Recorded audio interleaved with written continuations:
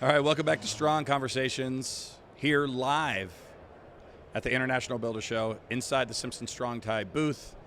I am Sam Marcoux, and joining me now is the awesome framer, the awesomest of framers from Awesome Framers, Tim Uhler. How are you doing? I'm doing well. You're doing well? With an introduction like that, I can't wait to hear what I come up with. I've known you in person now for, I would say, 13, 14 minutes. Yeah, tens of seconds. So we go way back. Yeah. But I feel like this is going to be the best podcast that I am recording right now. I don't know who was previous, but I can guarantee you, at least it's the best one in the 4 o'clock hour. We do have a very special guest at 4:30, so I love the confidence. Yeah. My mom taught me to go big or go home. I love it. So you're a very busy man. Apparently, yeah. You walked over to the Simpson Strong Tie booth. I would say you hiked over. I mean, you brought enough gear like you're going to go, climb the tallest peak in Nevada right now. If only you knew what was actually in that bag. Is it just self-help books and messages? It's the camera gear to shoot at booths. It's all, yeah. But a friend of mine, the sighting guy, there's these two German fake magicians on Instagram called Siegfried and Joy. Okay. And it's all fake magic. So they have these gold sheets that they hold up, and they'll make something disappear. So we've been going up to booths and swapping something out, but you can clearly see the person reach in and move it. Yeah. And so they do one, and we just did it over at the pass load booth where we run up, I'm flashing the thing, I drop it, and Des stands up. So it's like I turned into him. Right. I run around the back and then scare them. And you can see how poorly done the whole thing is. Yeah. We're having a blast. So I have the silver sheet and the star-shaped glasses. First of all, that sounds like way more fun than it should be. Yeah. Number two, I love that a guy who's known for being an awesome framer is doing things so poorly. That's the juxtaposition between those two. Thirdly, did you know that our podcast producer, his name is Matt, he was a magician in college, and I asked him yesterday, so what was your specialty? Like, what was it? And he goes, hey, I used to steal people's watches. And then he just moved on. And I still have mine. That's the guy who set up your microphone. That might not be yours. That would have been awesome. Yeah, just take it right off. Where's my watch? Matt loves when I bring him up. He's behind the scenes, but he's close. For a reason. He's right in front of us in our hearts. So the reason why you have all this video equipment is you are, I would say, a celebrity in the building space, right? A social media star. It's weird to say that, but it is kind of become that. There's a lot of personalities, people that I watch and follow, and I couldn't wait to meet. And now, as the years have gone by, all of a sudden, I'm that guy. You are. And it's like, what? But it's pretty cool. It's a lot of there's a lot of teachers here with their students, trade shows, and it's a lot of people who are watching the YouTube stuff or Instagram, and they're like, yeah, we're learning how to build our edition. Or I ran into a couple. We were on vacation at the coast in Washington. And it was an older couple that are like, are you that awesome framer guy? Yeah. Which is really a weird question because the name is actually a joke when we first started the account. Right. Everything we did wasn't awesome. It was ironic. Right. And then we had to lean into the name as the account grew. You got to get better. Yeah. We're not there, but it's like, oh, dude, we've got an uphill hill. It's a hard hill to climb. But they were watching this stuff. They were watching the Build Show and Matt Reisinger, then Steve Basic Architect. We all cross-collaborate and hang out. We're all friends behind the scenes. Yeah. And so then they started following my stuff, and it was awesome. It was a retired couple. Yeah. And I just never, when it's just us filming, it's like here with the podcast. There's nobody around. Well, yeah. I mean, I'm not friends with any other podcaster. It's just this is my space, and get out. But no, I'm kidding aside. I mean, but it makes sense that you guys you're playing in that same sort of swimming pool of social media construction builders. You're gonna learn from one another. You guys are kind of doing the same thing. Yeah. You're breaking ground, so to speak, as well. I mean, nobody was doing this before you guys were doing it. No, we used to joke when I was a teenager. They were just the dumb pranks on every job site. We're like, we should have our own reality show. Yeah. But the idea that there would be a phone in our pocket that recorded 4K high-definition video. That's the future. We could edit. We didn't know that stuff 25 years ago. Yeah. But every crew has that personality, and everybody here kind of has that, and now we just have an outlet for it. Yeah. So do you consider yourself a social media star that does construction, or are you a construction guy that happens to have social media? The latter. Yeah. Yeah, and like star celebrity, that I don't. You know. We're being hyperbolic, right? Just Yeah. for the sake of Yeah. fun and humor. It's like with like you go anywhere in the world and Tom Cruise will get recognized. I can't go anywhere in the world, but I can go to a builder show. Yeah. Right? Because it's in that space that we're watching the same stuff. We're builders first, but it has definitely become content creation. I got into Instagram for photography. And I didn't want to learn videography. I was like, I don't want to learn something else. Now it's kind of, I was talking to the Perkins brothers. As you do it, and now you can justify it because it's a separate job, but it's lucrative enough to justify it. Yeah. Now you can kind of step back and you start to learn how they film TV or commercials or movies. If there's a professional film crew on, like if we go to them, we're asking, we try on the gear, how do you do this or that? And there's becoming a little bit of an artistic side to it. Yeah. And when I watch Eric, because he does all their editing, you compare some of the early stuff to stuff now, it's really fun to watch. There's a lot going on there that people that don't edit don't know. Yeah. But he's like working hard at telling that story. There's a ton that goes into it, and a lot of stuff is underappreciated by the person that's actually putting it together. Like, man, that's going to be amazing, and then it just happens, and no one knows. There's I love the show 30 Rock, and if you watch interviews with the cast, they all talked about how Alec Baldwin, he was the actor. Yeah. And he taught the rest of them to act, because you shoot the same thing 30 times, you have to hit your marks.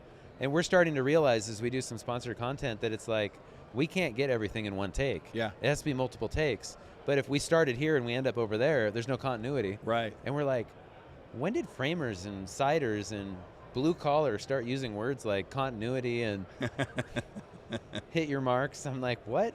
But it's making it fun. Yeah. So speaking of celebrities, so last night I'm at dinner and I look over and I see Nicolas Cage, the actor. The real one. Yeah.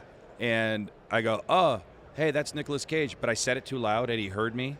And then he looked at me and it was really awkward. That's the end of the story. I don't have anything else. But I just wanted to, Yeah, I was with him this morning and he was like, did he ask you? Yeah, he asked you. He was like, can't people just be a little quieter? We were trying to figure out who he was with, and now I know. We were like, who's the other guy? And we're like, I don't know. He seems pretty awesome. Looks like a farmer. Yeah, he looks like a farmer. Let's get down to the serious stuff here.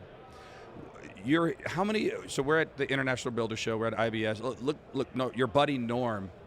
So for those that can't see, we have see, you are a celebrity. He's taking pictures of you in the podcast. I think that's technically considered stalking. Well, I mean, legally. You're the one that has to enforce the restraining order against him.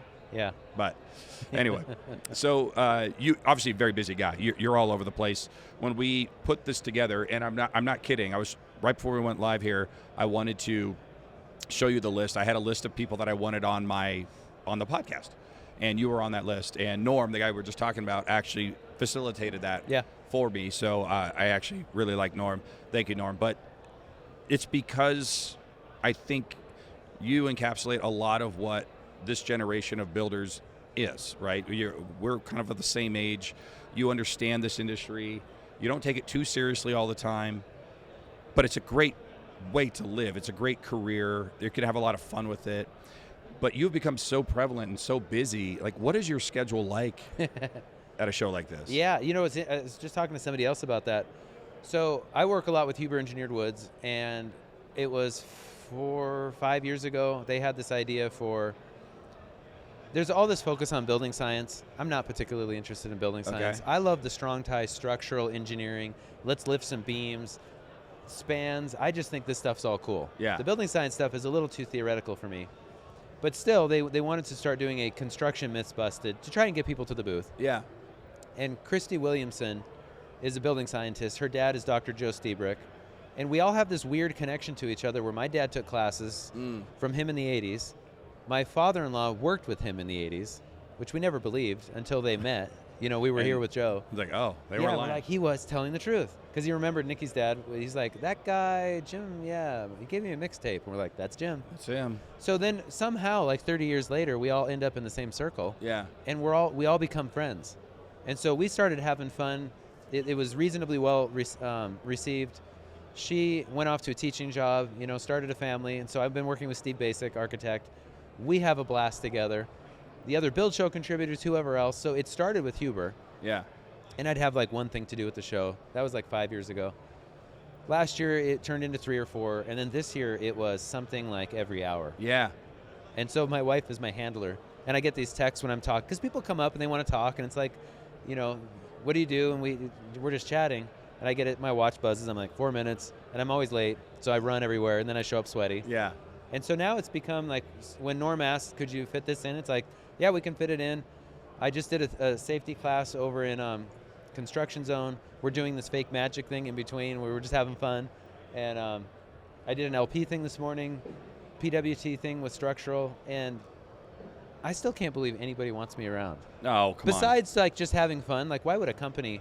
So that's the weird thing to me, is because the Instagram thing started as just fun and a joke, and nobody else was around. We don't see an audience. Yeah. We sing, dance, just do stupid things. Now all of a sudden there's audiences. But the thing that's standing out, what everybody keeps saying, is that they're learning. Yeah. And that was kind of what I leaned into was, yeah, we're having fun, but what are the things that I wished I knew that I didn't have to take 20 years to know? Yeah. And then we just try to post that stuff. Or what are the stuff that like with Strong Tie, there is so much misinstallation. Yeah. And I have been the person to misinstall. So then can we educate people with short form content? Yeah.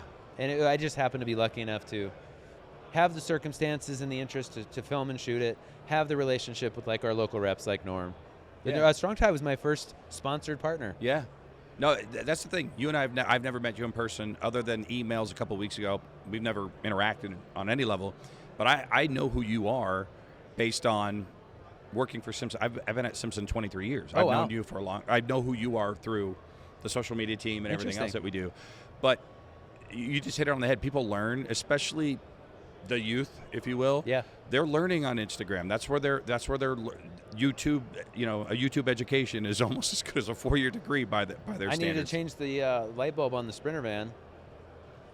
Yeah. And how does YouTube put us to the exact video I need? Well, so to your point, like I had to change the faucet hose out on my sink. So I went on YouTube, and they gave me the name of a plumber who would come and fix it for me. So it was amazing. I didn't even have to commit that to memory. I looked up a video that was like how to sound really intelligent on a podcast. And it's saved. I haven't watched it yet, so. I thank you for watching that one. I put a lot of effort into that one. So, okay, we talked about what you're doing. You got something every hour on the hour, more or less, here at IBS. But how many of these shows, because we were talking right before, and you're talking about different hotels that you like to stay in Las Vegas, and you're name dropping all these different. It was a casual name drop, but it was cool. I liked your style on that. It was a flex. It was a flex. But you go to a lot of these types of shows. Like, is this, how many of these shows are you doing like in a Not that many. So my dad started going to IBS back in probably the late 80s. Yeah. My first time to Vegas was to see JLC live, and I think 2000 or 2001, we came as a family. And then they were doing JLC live in Portland, Seattle, so we've done that. Then that stopped. The attendance got pretty low. So it would be International Builder Show once a year. My first time to World of Concrete was only 3 years ago. Okay. This is all really new. Yeah. So like we'd go to the show as, what would you say, like consumers and learners? Yeah. And Dad always was like, it's a good mid-break. It's wintertime. Let's get out of the Pacific Northwest. It was cool to come to Vegas the first time. Yeah. Through NAHB, they negotiate hotel rates, and they kind of assign you based on which state. Yeah. So we got to stay at Caesars or Paris or things like that. But as far as like me traveling now as work, this is only about 3 or 4 years old. Yeah. And so it's International Builder Show. Last year was my first year to JLC Live in Providence, which is a fantastic, it's the best of all the shows for those of us in the trades. Yeah. There's tons of building clinics all day long. My first one was, I think as I mentioned, he used to pay for the whole crew to go down to Portland. Wow. So it was really education focused. And then as this thing's picked up, so this year it will be World of Concrete, this one, JLC Live next month. And then that's it for shows. But the rest of it, I might get to travel for Strong Tie to do some things. We're trying to get something in the works. And then what Huber figured out, because going into the pandemic, the entire, 2021, the entire IBS show had to be online. Right. And so we actually filmed stuff like remotely, and then they played it, and that was a lot of fun. But what they thought was, if we do in-person events and something happens, like what if I just got sick, got the flu? Everybody's got the flu where we're at. Right. But if we pre-film, they've got some stuff in the can. So it's kind of a mix of in-person and filming. So there will be some time between now and probably next October that I fly somewhere and we film. Okay. Yeah, which is basically just us hanging out, talking about building, visiting a job site. We can find people that will welcome us. Yeah. And my wife or somebody else will just hold the camera. It's like very low. Lo-fi. Yeah, it really is. Yeah. And now we're kind of even get lazy to hold an Osmo. We'd rather just use our phone. And it's good enough. Most people are watching this stuff on a small device. Yeah. It's so weird. I don't know if you have kids or not, but Nope. I do, and I have like a large screen TV because I'm from a generation where we're like, wow, that's a really big TV, and they're on their phones watching whatever it is they're watching, and for the most part, they're not even watching anything on Netflix. They're not watching anything on, Max or anything like that. They are watching YouTube content. I remember, since you were flexing earlier, I'll flex. I was on a TV show, and my daughters didn't really care, but I did a decking thing for Simpson Strong Tie. I actually filmed it in the Pacific Northwest, and it was on YouTube, and they all of a sudden like, oh, Dad's pretty cool, and which blew my mind. Like, I uploaded that. Yeah. Yeah. You know? Yeah. I think there's a lot to that. Like when you mentioned this whole celebrity thing, people walk by, and because they've seen you on a screen, Yeah. but it's like, this isn't Mission Impossible. Yeah. Yeah, I didn't get to be an extra on Law and Order. I would be like, I was the guy, I was the body. No one would care. It would have been cool if you'd said National Treasure and tied in the Nicolas Cage Oh, man. instead, but that's okay. We'll get Matt. We can edit that later. I'll make a Rock reference. The Rock would have been Yeah, good. The Rock. Yeah, that's a good one. With Sean Connery. Yeah. I like that. It was on when I was That's on better. the treadmill the other day, and I was like, oh. That's it. You were on the treadmill for like 2 hours. 'Cause like you're not going to not watch that movie once it's on, right? And it was closed caption was on, so I could kind of follow it. That's how I watch all my content now. I started watching Peaky Blinders and I couldn't understand anything, so I put closed caption on, and now every show has closed caption. You're of that generation. I am, and I'm here for it. I'm unapologetic about it. I consider it reading books instead of watching TV. But anyway, That's an interesting take. I digress. We're sitting down here on Strong Conversations in Las Vegas with Tim Mueller, the awesome framer guy. The awesome framer guy. Is that what they said to you before? Are you that awesome framer guy? How do you answer that? Because I know what they're saying. Are you part of that like channel or whatever? But the way that it's phrased is like, yes, Yeah. I am that awesome framer guy. So Or you could just call me awesome. you've been walking around. Let's talk about that. So awesome. You've been walking around, and what have you seen so far here at IBS? You're like, that is cool. I cannot wait to make some content with that. I've been so busy I haven't got to walk around. Oh, okay. And then I got here early to do some stuff. That didn't happen. And then we're trying to do this fake magic thing. So as I'm looking, I just decided I was going to try to spend tomorrow meeting up with people filming at different booths. Yeah. But everybody's been so busy that when I run into them, we're just like, let's just do short form stuff. Yeah. And at this point, I told my brother, because he's running around today doing some filming, and I was like, I'm just going to do this magic thing because we're just having a ball. I would like to know more about this process here at Strong Tie with like the essentially the plates printed. Oh, yes, with our Easy Frame saw over there. Easy frame, yeah. Yeah, we could certainly talk about that. I'd like to learn more about that.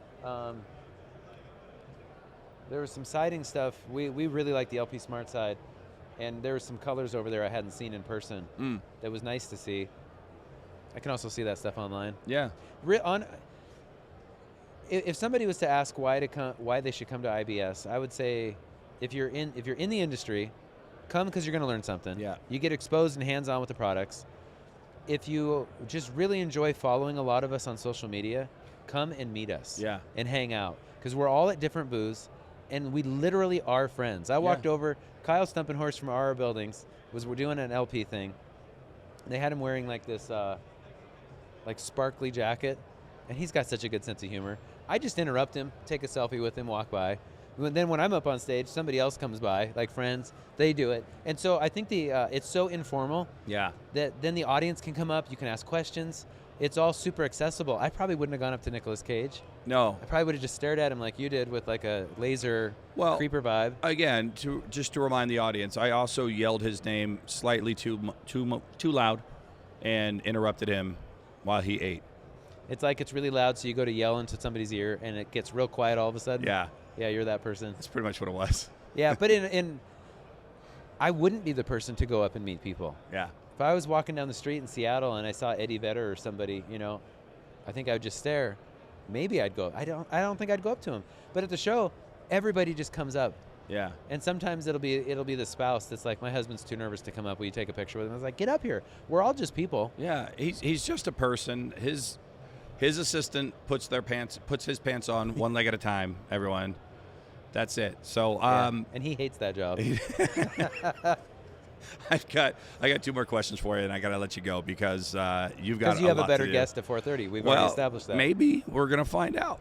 But also, my voice is going out if you can't hear that right there. But since you do a lot of trade shows and you've been to Vegas quite a bit, if you had to recommend one restaurant for dinner, like you can do one more meal here and you're never coming back here again, where are you going? Carver Steak. Okay. At Resorts World. Yep. So we at World of Concrete, there's a group of us that now we get together. It's like maybe 8 of us. We're those guys that want it to be quiet. Yeah. We shushed a group that You was too shushed them? loud at Mona Beach a couple years back. I leaned over and I was like, listen, these guys are from Canada. We don't get a chance to talk. And they're like, oh, sorry. And then we all kind of laugh because half of us are in recovery. Yeah. None of us are into the strip club scene, the gambling, none of it, none of the Vegas stuff. We just wanted to go find a table and talk about framing. Yeah. And we just laugh now because we've had friends that are like, your husband goes to Vegas without you. My wife's like, with a bunch of people that don't drink. Yeah. Nobody wants to do that stuff. They just want to hang out. But Carver Steak, the last 2 years now, we just met up, did like a Monday night dinner. And it was so good last year. We did it again this year. Now we're just taking turns who's going to pay this year, which is pretty cool. Like last year, one of the guys, we didn't realize he was going to pay. We thought we'd just split it up. And now we just feel like a family. Yeah. It's like we're already planning for next year. And it was I had their ribeye. And I was not really a steak person until the last couple of years. And John, a cabinet maker from Montana, he ordered the ribeye. Did he have the ribeye? I think he did. But he ordered it with bone marrow as the side, and I've never done that. I was like, okay, let's do it. I wake up dreaming about that steak. Life-changing. Yeah, so that Carver Steak at Resort World. If you're watching this, you're listening to this right now, make your reservations for Carver Steak at Resorts World. That's actually where I'm staying, which is fantastic. Now, last question. I don't know if you're a gambler or not, but I've been asking everybody this question. If you could win $1 million and you had to play one casino game, it could be a table game, it could be a slot machine, it could be going to the sports book. What game are you playing and why? I don't gamble. I don't know. I don't even play cards. I think I still know how to play Uno. So with that $1 million, I think I have too much of my dad in me. I think I'm probably putting it in a Vanguard ETF. You didn't see that one coming. I did not see that one coming. Although I do think at Resorts World you can play, you can gamble on Uno. So maybe that's the ticket. I'm not sure. Yeah. Tim, anything else you want to talk about before I let you go? I know you're a very busy man. No, I think if they're consuming the podcast, what a great platform, podcasting. Yeah, it's fun. Yeah, don't be that guy. Don't be a troll. Just consume good content. Pay it forward. The guys that trained me, like over the forums back in the day, I feel like a real responsibility as we learn things to push that out to help the next generation. And it's like, nobody wants to hear whiners. Just be happy. There's my line. Be happy. To your point, though, we have what? I can't read that. I don't have my glasses.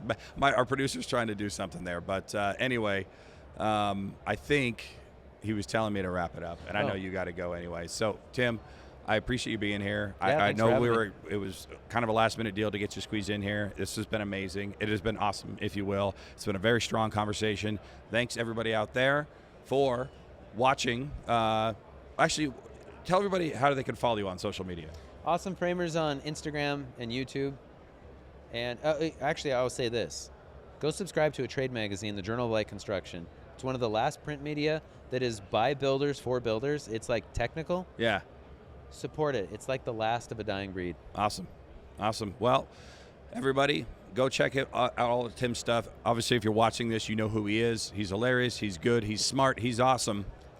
And he's a former farmer, from what we were told right before we went on the air here.